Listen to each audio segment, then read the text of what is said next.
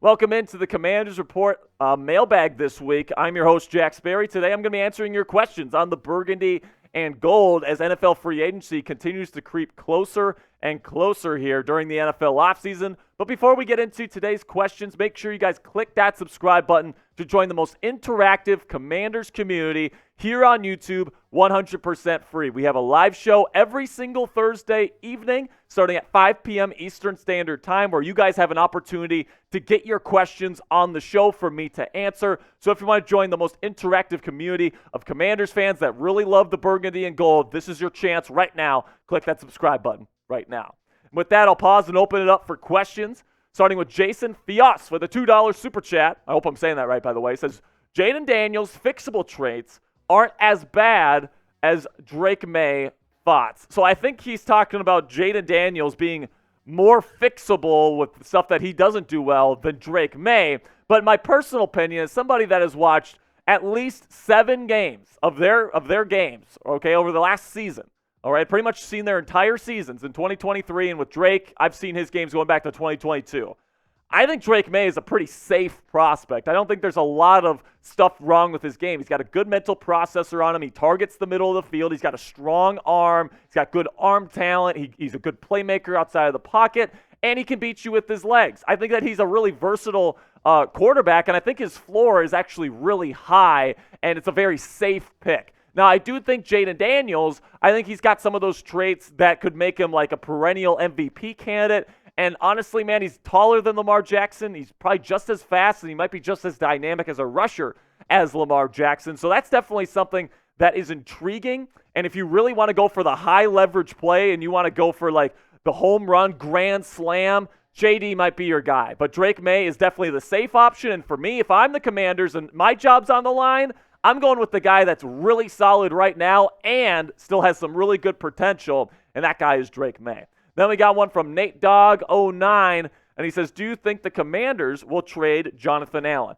I'll say this, Nate Dogg. If Jonathan wants to be here, he will be here. And I think after meeting Dan Quinn, who is such a player-friendly coach, I don't think Jonathan Allen is going to want to go anywhere, okay? I think that he really will believe in what Dan Quinn is doing here. I think he's going to believe in what Joe Witt Jr., the new defensive coordinator and play caller, is all about based on what we heard from him this week at his press conference. I don't think Jonathan Allen is going to be traded. I think we'll have Daron Payne and Allen back in the middle of this defense heading into 2024. Then we got one from Capital City. It says, any chance that the Commanders trade for Brandon Aiyuk this offseason? So if you guys don't know, Brandon Aiyuk has been expressing some frustrations with the San Francisco 49ers in terms of not getting him the ball in the Super Bowl and how he probably wants to go play for the Las Vegas Raiders of all teams for some reason. And I don't think that this would happen, okay? Because the reason why is San Francisco would want probably at least a first-round pick for Brandon Aiyuk, and the only one the Commanders have is number 2 overall, which is already earmarked for a quarterback. So unless they're giving up, like, I don't know, both of their second-round picks this year, which are very high second-rounders, I don't see that happening, by the way. I don't think San Francisco's taking that deal. I think there's a bunch of other teams in the league that can offer more, and right now I'm not sure Brandon Aiyuk is the answer. So is it worth it? Let me know down there in the comments section. Would you trade a high draft pick in exchange for Brandon Aiyuk? Yes or no for today's pinned comment. YouTube's going to throw you an ad break here in just a couple of seconds. When that happens, take advantage of that time by giving me a yes or no. For me personally, it's definitely a no because you already have Terry McLaurin. You have John Dotson. You already have talent at the wide receiver position. No real reason to give up high-level draft capital to get a guy like Brandon Aiyuk. Then we got one from David Brown, my guy. It says, which player would you target to re-sign? Samuel, Curl, Fuller, etc. So the players that I would like to re-sign, a couple of lower-level guys that you don't mention there, David. I'd like to see Jamison Crowder back on a super team-friendly deal, like close to vet minimum. He's a good punt returner. He's a good backup slot wide receiver. I like what he brings to the table. And then I also like Jeremy Reeves as a special teams ace. If you can get him for another nice contract, team-friendly deal, those special teams players can be very, very valuable to a football club, and I think he's got the mentality that Dan Quinn's looking for. As for the guys that you do mention, Curtis Samuel will be interesting because Cliff Kingsbury likes to put 3, sometimes 4 receivers on the field at a time. So if you're trying to you're trying to collect wide receiver talent, Samuel could be a guy they decide to bring back. I think it's going to depend on the money figure, whether or not they bring him back, but he's certainly an option. Kamren Curl, I think, is probably going to get franchise tagged. I think that he's a good fit in this system. Really do think that he'd be good. And then Kendall Fuller, I think they're going to let him walk. I don't think he's a great scheme fit for this defense they're going to be trying to run. He's more of a Fangio-style corner. They're going to be trying to be more aggressive with press and all these different things that they do. So I don't think Fuller's a great fit, and I think they're going to let him walk. Then we got one from Darkman008. He says, should we trade down in the draft and select a QB in the later rounds like a Spencer Rattler and address our other needs, particularly the offensive line? No. You take the quarterback. You just don't have many opportunities to take these high-caliber quarterback prospects in the top 3 of the draft, all right? You just don't have that many opportunities. And honestly, you don't want to be in this spot again. So passing on that opportunity when you don't have a franchise quarterback is the stupidest thing I could possibly think the Commanders could do. You have to get one of these quarterbacks. You have to choose one of them. And honestly, guys, they have some great options. Jayden Daniels and Drake Maye, 2 really high-quality options. If they pass on those guys for a guy like Spencer Rattler to be your starter next year, are you freaking joking me? You can get good offensive linemen in the 2nd and 3rd rounds, all right? You can't get high-level quarterback talent in round 2 or 3. So for me, I'm taking the quarterback. I am not trading down. Before I get to the rest of the questions on today's mailbag, I want to give a shout-out here to our friends at Fanatics, and they have this awesome Terry McLaurin t-shirt on their website right now on sale when you go to chatsports.com/scary. I love this t-shirt because it's white, so you can wear it during like the summer months and not get too hot. And I also love the design on there, showing off the guns, got the little effect on there. I think it looks awesome, man, personally. So if you want to get this in your closet today, they're running out quickly, so make sure you get yours in your size today. Again, on sale on the Fanatics website. Go to chatsports.com/scary to get this t-shirt in your closet today. Then we got one from Chocolat, and he says, should we take mostly defensive players in free agency? You need to get a mix of both. I mean, we know this, guys. The offensive line really needs some major retooling. You could use another tight end, maybe another receiver, especially with as much receivers as Cliff Kingsbury likes to use. But yes, defense is absolutely a priority as well. You probably got to get a corner. You got to get a couple of edge rushers, all right, after trading away both Montez Sweat and Chase Young. You definitely need some inside linebackers, all right? You got Jamin Davis, and that's about it on the roster, right? If you let Cam Curl walk, you're going to have to get another safety. So there's definitely needs on both sides of the football. So, debating should they take mostly defensive players or offensive players, I think it should be a mix of both. And honestly, the Commanders have the number 1 most amount of cap space this year, so they can afford to address both sides of the football. So shout out your guy down there in the comment section. Which free agent do you want the Commanders to target this offseason? For me personally, my number 1 target is going to be Danielle Hunter. Then we got one from YouTube Noah, and he says, are the Commanders going to get Marvin Harrison Jr., then trade to get Bryce Young? No. Carolina is not giving up Bryce Young. They still believe in him. That's a big reason why they got their new head coach, Canales, from Tampa Bay. Marvin Harrison Jr. is a great talent. He really is.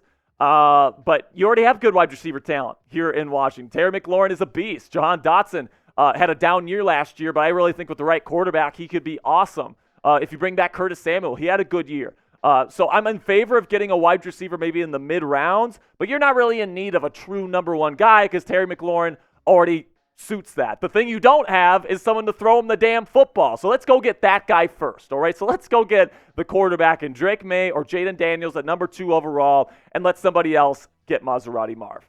Then we got Gregory Pett here, and he says, do you really think Maye and Daniels are seriously worth pick 2? I do.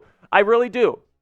Maye, because he's got the high-end traits, big size, big arm, good athlete, good playmaker outside of the pocket, very underrated playmaker, and he's got a good mental processor on him. Plus, he's only 21 years old, all right? So by the time he gets to his second contract, he's going to be 25, 26. So I think that that's really, really good in terms of a profile. And then Jayden Daniels has got that dynamic quality there that could make him like the next Lamar Jackson. But also, he's got that bust potential, in my opinion, where he could be like a bigger, like a skinnier version of Justin Fields is like his low-end comp for me. So I do think that both of these guys are worth the top 3 picks in the draft. I do think that.